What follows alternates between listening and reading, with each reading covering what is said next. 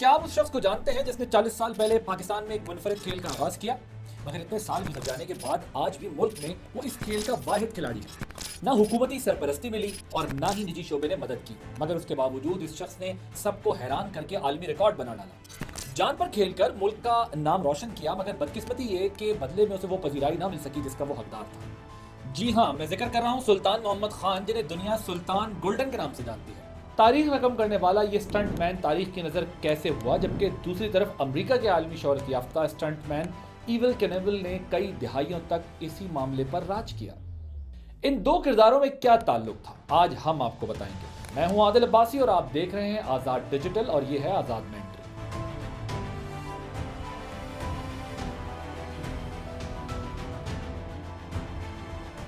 मार्च का एक खुशगवार दिन था। लाहौर का फोर्ट्रेस स्टेडियम खचाखच आवाम से भरा हुआ था। क्राउड एक अजीब सी बेचैनी का शिकार था।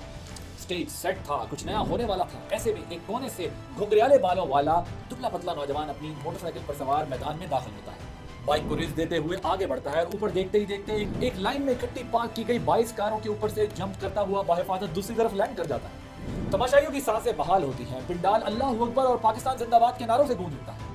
गिनीज बुक में रैंप जंप का नया आलमी रिकॉर्ड दर्ज होता है। हर तरफ से वाह की आवाजें आती हैं, मगर कहते हैं आंख ओझल पहाड़ ओझल। देखते ही देखते ये बहादुर जवान तारीख में कहीं गुम हो जाता है। ये कहानी दिलचस्प जरूर है, मगर इससे ज्यादा गौर तलब भी है। बचपन से ही सुल्तान गोल्डन को कुछ मुनफरिद करने का शौक था।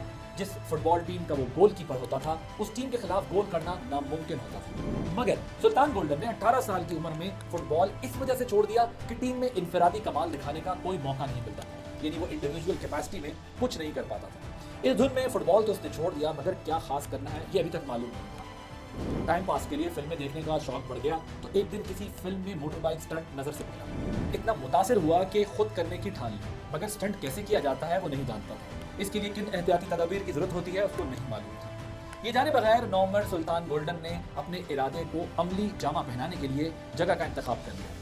गाड़ी चलाना वो 15 साल की उम्र में ही सीख चुका था। बड़े भाई ने बाइक भी खरीद कर दे दी थी, जिसको लेकर वो पशीन के एक पुराने मगर कई साल से बंद एयरपोर्ट पहुंच गया, जहां वो अगले 5 साल तक घर वालों से छुपकर प्रैक्टिस करता रहा। इस दौरान मुताबिक बार जख्मी हुआ, गहरी चोटें भी आई, मगर कोई चोट भी उसके अज़्म में कमी न ला सकी। चोट लगती तो घर वालों के सामने एक्सीडेंट का बहाना बनाता। 23 साल की उम्र को पहुंचा तो सुल्तान गोल्डन ने महसूस किया कि दुनिया को अपना करतब दिखाने का वक्त आन पहुंचा है। इसके लिए मौजूद तरीन जगह गवर्नमेंट हाई स्कूल का ग्राउंड था, मगर इजाजत डिप्टी कमिश्नर से लेना थी तो मुसलसल उसे टाले जा रहा था। एक दिन तंग आकर सुल्तान गोल्डन बाइक के साथ डीसी ऑफिस की छत पर चढ़ गया। धमकी दी कि अगर इजाजत ना मिली तो दूसरी मंजिल से नीचे जंप लगाएगा, और ये चाल काम कर गई।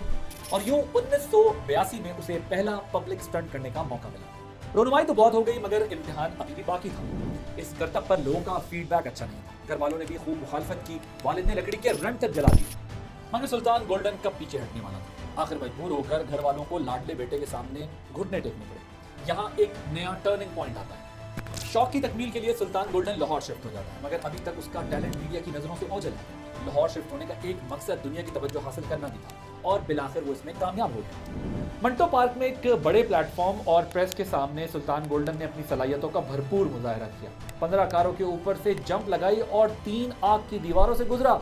ऑडियंस में गवर्नर, वजीर आला और कोर कमांडर भी शामिल थे।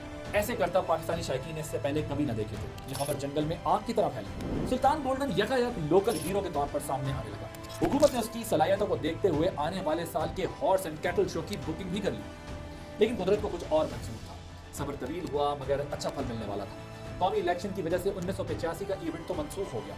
फिर 1986 का साल आता है, जो सुल्तान गोल्डन की शोहरत को सरहदों से पार ले जाता है।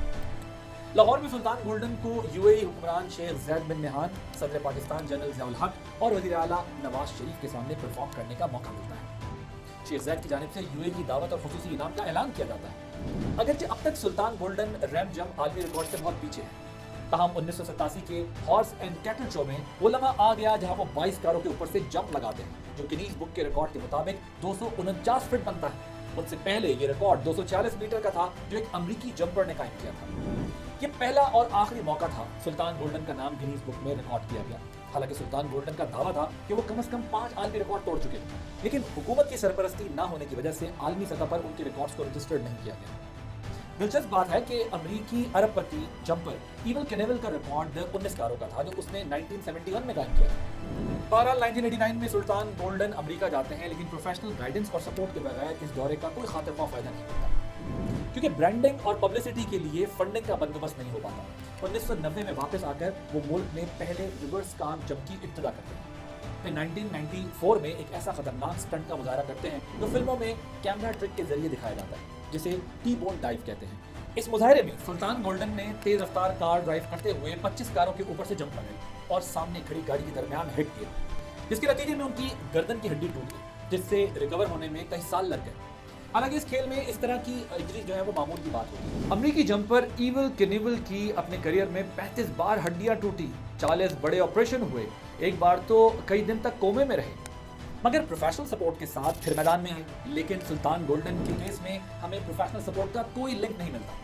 इस हादसे के बाद सुल्तान गोल्डन का करियर लिमिटेड हो जाता है। अगरचे 2019 में उन्होंने 112 किलोमीटर की रफ्तार से रिवर्स कार चलाने का मुजाहरा भी किया, लेकिन अहम बात यह है कि खतरों से भरपूर इस खिलाड़ी को उसके फन के मुताबिक मुआवजा नहीं मिला, जिसकी वजह से बेपनाह टैलेंट इस मुल्क में ज़ाया हो गया। अब दूसरी तरफ ईवल केनिवल की मिसाल लें तो उनका रिकॉर्ड सुल्तान गोल्डन कई बार तोड़ चुके हैं, मगर 70 की दिहाई में ईवल केनिवल इस कदर मशहूर हुआ था कि उसके नाम के बनने वाले खिलौनों ने $50 करोड़ का बिजनेस किया। इसके अलावा अमेरिकी स्टंट मैन को हर स्टंट के बदले $25,000 से $50,000 मिलते थे। लाइफ इंश्योरेंस अलग से मैसर थी। ईवल केनिवल 2 जहाज़ों और कई लग्जरी बोट्स का मालिक था। बॉलीवुड में उसके नाम पर फिल्म भी बनी, मगर उसके मुकाबले में हमारा सुल्तान गोल्डन बुनियादी जरूरियात से भी महरूम है। इस तजाद से वो नाला जरूर है, मगर मायूस नहीं। 64 साल गोल्डन की अब ये ख्वाहिश है कि वो तवील तरीन रिवर्स ड्राइविंग का अमेरिकी रिकॉर्ड तोड़ दे, मगर क्या हुकूमत ताउन करेगी, यकीन से कुछ नहीं कहा जा सकता। मगर ऐसे बहादुर सपूत को सलाम जरूर पेश करते हैं जिसने जान को खतरों में डालकर मुल्क का नाम रोशन किया। आखिर में जाते जाते वीडियोस देखने वाले नौजवान और बच्चों के लिए एक खुसूसी मैसेज, इस वीडियो में दिखाए जाने वाले स्टंट्स को घर में बिल्कुल भी ना दोहराएं।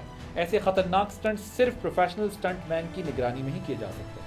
आदिल अब्बासी को अगली वीडियो तक इजाजत दीजिए। अल्लाह।